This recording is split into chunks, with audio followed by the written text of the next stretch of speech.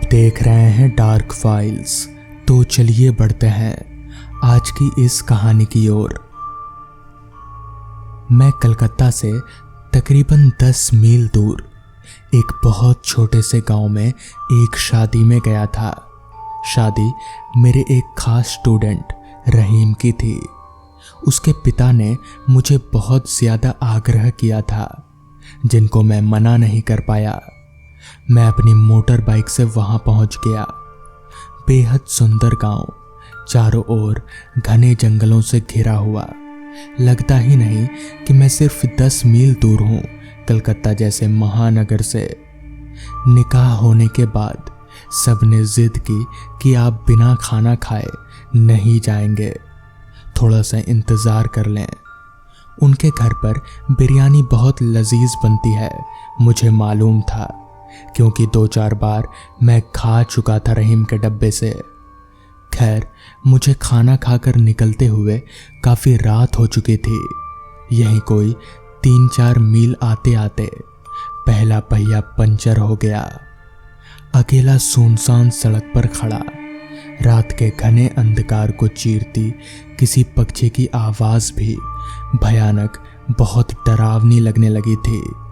बीच बीच में सियारों की चिल्लाहट ऐसे ही रात को भयावह बनाने में कोई कसर नहीं छोड़ रही थी कि अचानक आसमान बादलों से घिर गया और फिर हल्की बारिश शुरू हो गई और हवा धीरे धीरे अपना वेग बढ़ाता जा रहा था। थोड़ी देर सोचने के बाद जब किसी सहारे की उम्मीद समाप्त लगने लगी तो मैं पैदल ही चलने लगा। मुझे उम्मीद थी कि कलकत्ता के पास आते ही मुझे कोई रिक्शा तो मिल ही जाएगी। थोड़ी देर चलने के बाद पीछे से एक रिक्शा आता दिखा। मैं सोचने लगा, इस समय जंगल में खाली रिक्शा कैसे, पर रिक्शा तो मिला। ये सोच घर का पता बता कर बैठ गया। थोड़ी दूर चलते ही सड़क के किनारे एक इंसान सफ़ेद कपड़ों में खड़ा दिखा। रिक्शा वाला बोला, साहब, ये आदमी इतनी रात का ये भूत वूत भी हो सकता है, वापस चले क्या? मैं हंस दिया, क्या भाई, इस जमाने में भूत, चलो चलो, कुछ नहीं होगा। वो डरता डरता आगे चला। उस इंसान के पास आते ही उसने हाथ दिखाया और रुकने का इशारा किया। मैं अचानक उन्हें पहचान गया। वो मेरे कॉलेज के दिनों के सीनियर मोहन वर्मा थे। उन दिनों मैं उनके बेहद करीब था। मैंने उन्हें बिठा लिया।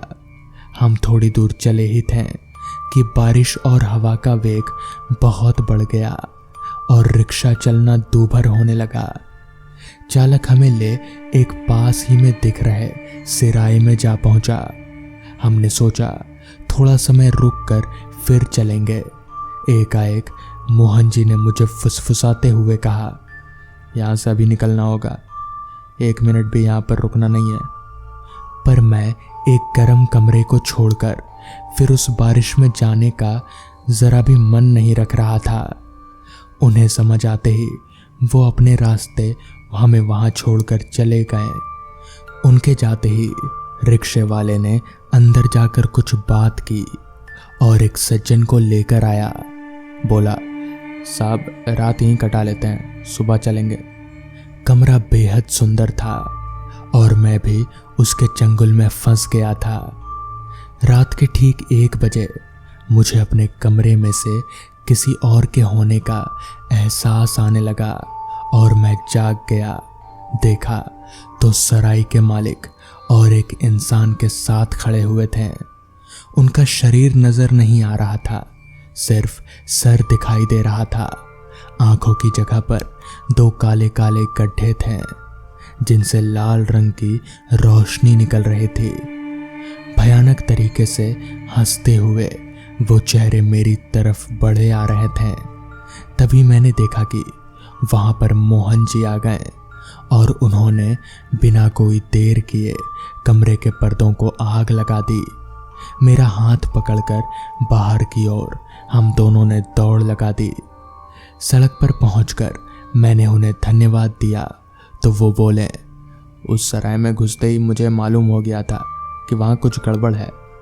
बारिश अब तक काफ़ी कम हो गई है। हम लोग पैदल काफ़ी दूर तक चल चुके थे। जब कलकत्ता का क्षेत्र शुरू हो गया, अचानक वो बोले, यहाँ से तुम सुरक्षित अपने घर जा सकते हो। मैं कुछ बोलता इससे पहले ही वो मेरी आंखों के सामने हवा में धुआं हो गए। मैं पसीने से लथपथ पूरी रफ्तार से दौड़ता हुआ अपने घर पहुंचा और पलंग पर लेटते ही कब बेहोश हो गया कुछ पता नहीं। जब उठा तब तक शाम हो गई थी। चाय पीकर मैं पिछले दिन के बारे में सोचने लगा। दोस्तों को फ़ोन किया तो पता चला कि मोहन जी तो 3 साल पहले उसी सड़क पर एक कार दुर्घटना में मर चुके हैं। मैंने उन्हें अपनी जान बचाने के लिए मन ही मन शुक्रिया किया। तो दोस्तों, ये थी आज की पहली कहानी। तो चलिए बढ़ते हैं आज की दूसरी कहानी की ओर। बात काफी पुरानी है। लगभग 38 साल पहले मेरे दादाजी अपने घर परिवार से दूर लखनपुर गांव में एक बड़े जमींदार साहब के यहाँ रसोइये का काम किया करते थे। मतलब ये कि जमींदार साहब के घर में जब भी जितना भी खाना बनता था वो दादाजी ही बनाते थे। मगर एक दिन कुछ ऐसा हुआ जिसके चलते दादाजी को अपनी नौकरी से हाथ धोना पड़ा। हुआ कुछ ऐसा कि जमींदार साहब के घर में चोरी हो गई। चूंकि दादाजी वहां इकलौते नौकर थे, इसलिए सभी का शक उन्हीं पर गया, जिस वजह से जमींदार साहब ने उन्हें काम और घर दोनों से ही बेदखल कर दिया। बेघर हो चुके दादाजी अपने गांव जाने वाली सीधी सड़क पकड़ी और उसी पर आगे बढ़ने लगे। शाम का वक्त था और अंधेरा भी करीब करीब होने ही वाला था। निराश होकर दादाजी चल तो रहे थे, मगर उन्हें यह मालूम था कि ऐसे चलकर वो अपने गांव नहीं पहुंच सकते, क्योंकि 45 किलोमीटर पैदल चलना मुमकिन नहीं है। ऊपर से गर्मी का मौसम होने की वजह से थोड़ी दूर चलते ही दादाजी पसीने से तर हो जाते। दादाजी अभी चल ही रहे थे कि तभी उन्हें कुछ ही दूरी पर एक छोटा सा तालाब दिखा। उन्होंने सोचा क्यों ना हाथ मुंह धोकर यहाँ थोड़ा आराम करने के बाद चला जाए। यही सोचकर दादाजी उस तालाब की ओर जाने लगे। चलकर दादाजी उस तालाब के पास पहुंचे और हाथ मुंह धोकर तालाब से थोड़ा दूर जमीन पर घास में लेट गए। थककर चूर हो चुके दादाजी थोड़ा आराम मिलते ही नींद के आगोश में चले गए।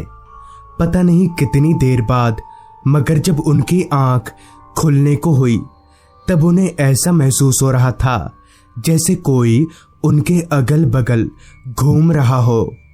दादाजी ने आंख खोलकर देखा तो सामने का नजारा देखकर वो एकदम से सहम गए, क्योंकि ठीक उनके सर के पास एक बूढ़ा आदमी हाथ में लाठी लिए खड़ा था। दादाजी हड़बड़ाते हुए उठकर बैठ गए। तभी उस बुजुर्ग आदमी ने अपनी दबी सी खरखराती आवाज में कहा, कहाँ रहते हो? दादाजी बोले, जी मैं यहाँ काम ढूंढ रहा था, आपके पास कोई काम है? इस पर बुजुर्ग बोला, घर की देखरेख कर लोगे? इस पर दादाजी ने अपना सिर हाँ में हिलाकर इशारा किया।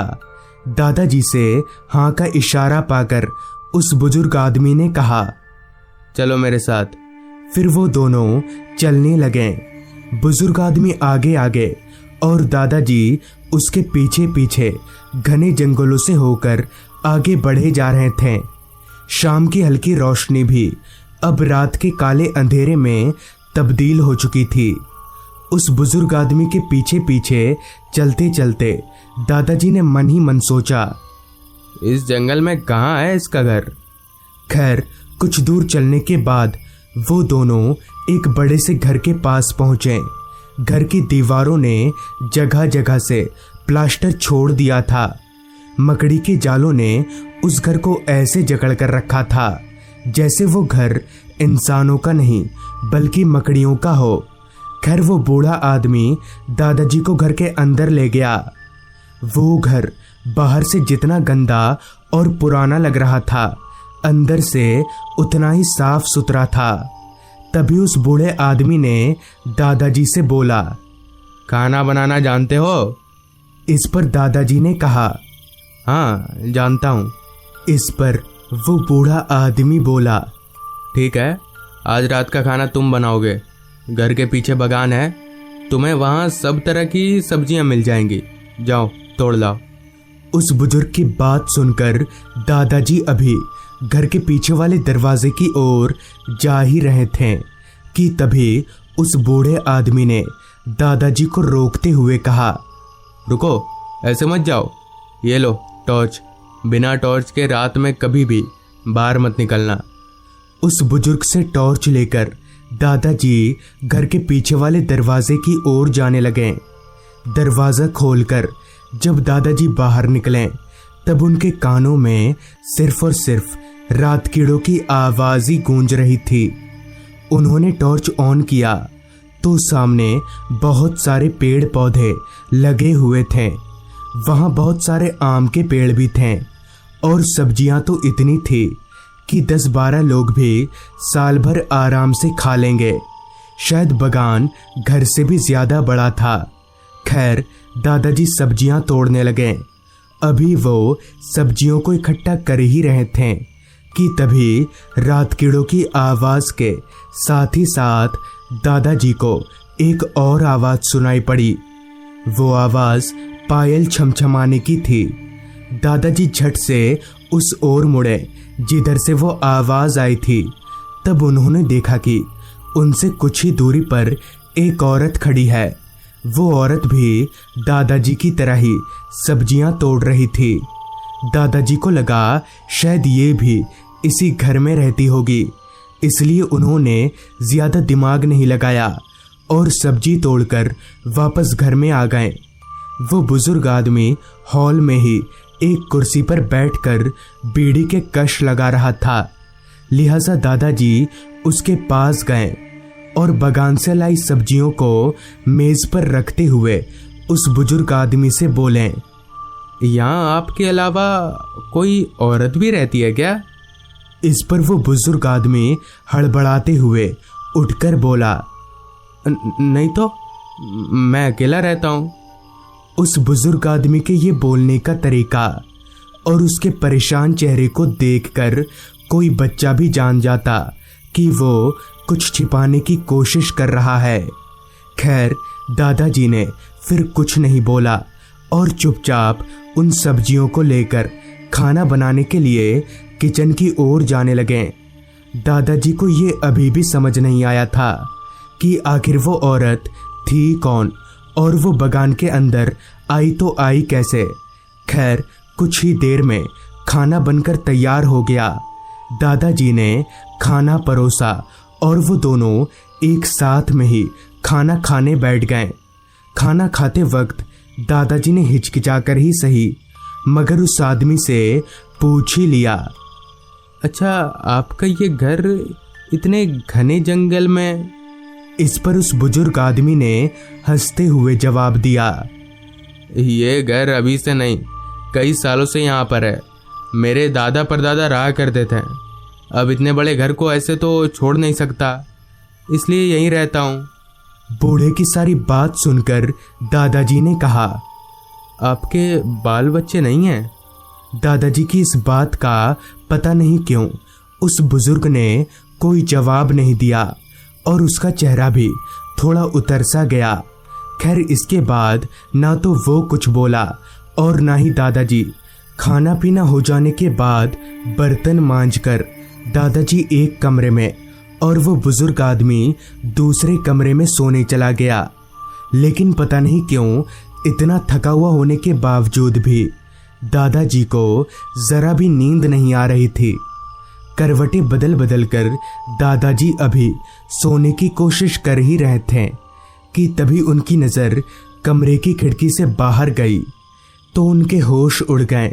दरअसल उनकी खिड़की के ठीक बाहर कोई लड़का खड़ा था। मगर ये कैसे हो सकता है? उस बुजुर्ग ने तो साफ शब्दों में बोला था कि उसके अलावा इस घर में और कोई नहीं रहता। तो फिर ये लड़का और वो औरत कौन है? मगर फिर भी दादाजी डरे नहीं। वो बिस्तर पर से उठे और खिड़की के पास जाने लगे। मगर जैसे ही वो खिड़की के पास पहुंचे कि वो लड़का पता नहीं कहीं गायब हो गया। अभी दादाजी खिड़की से बाहर उस लड़के को ढूंढ ही रहे थे कि तभी उन्हें ठीक उनके कमरे के ऊपर यानी दूसरी मंजिल से खटपट की कुछ आवाजें आने लगी। दादाजी ने सोचा कि बुजुर्ग आदमी तो उनके बगल वाले कमरे में सोया हुआ है, तो फिर ऊपर कौन है? यही पता लगाने के लिए दादाजी अपने कमरे से बाहर निकले। उन्होंने एक नज़र बगल वाले कमरे की तरफ देखा तो कमरे का दरवाज़ा खुला हुआ था और कमरे में वो बूढ़ा आदमी कहीं भी नहीं था। दादाजी को लगा शायद वही होगा ऊपर, मगर ये पागल बुढ़ा आखिर इतनी रात को ऊपर क्या कर रहा है?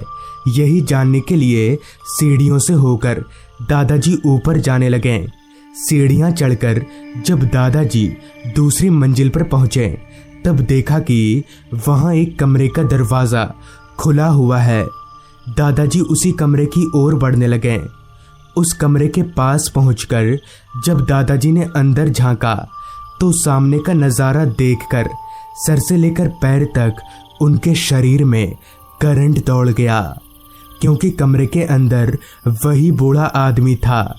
यही नहीं बल्कि उसके साथ वो बगीचे वाली औरत और वो आदमी जो थोड़ी देर पहले दादाजी की खिड़की के पास खड़ा था, वो दोनों भी थे। मगर हैरानी वाली बात तो ये थी कि उन दोनों औरत आदमियों के पैर जमीन से 2 फीट ऊपर थे और उन दोनों का पूरा शरीर इतना सफ़ेद था जैसे उनके बदन में खून की एक बूंद भी ना हो। डर के मारे दादाजी का पूरा बदन थर-थर कांप रहा था।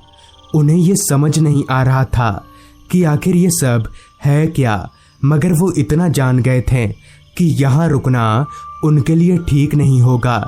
लिहाजा दादाजी दबे पैर घर से भाग निकले। भागते भागते जंगलों से बाहर निकलने पर उन्हें थोड़ी दूरी पर एक बस्ती दिखी। दादाजी भागकर सीधे उस बस्ती में गए और बस्ती के लोगों को सारी बात बता दी, जिस पर उन्होंने बताया कि दरअसल कुछ साल पहले उस घर में उस बूढ़े आदमी के साथ उसका बेटा और बहू भी रहा करते थे। मगर एक रात बगान में सब्जी तोड़ते वक्त बहू को एक जहरीले सांप ने काट लिया, मगर उसके पास टॉर्च नहीं था, इसलिए वो समझ नहीं पाई और कुछ ही घंटों में उसकी मौत हो गई। अपनी पत्नी को खो देने के गम में उस आदमी यानी उस बूढ़े के बेटे ने छत से कूदकर अपनी जान दे दी। अब उस घर में सिर्फ वो बूढ़ा आदमी ही रहता है। कहते हैं कि उसे अपने बेटे और बहू की आत्मा हमेशा दिखती है। तो दोस्तों, ये थी आज की कहानी। अगर आपके पास भी ऐसी ही कोई कहानियां हैं तो हमारे साथ ज़रूर शेयर करें। तो मैं आर्यन जल्द ही मिलूंगा आपसे ऐसी ही एक कहानी के साथ।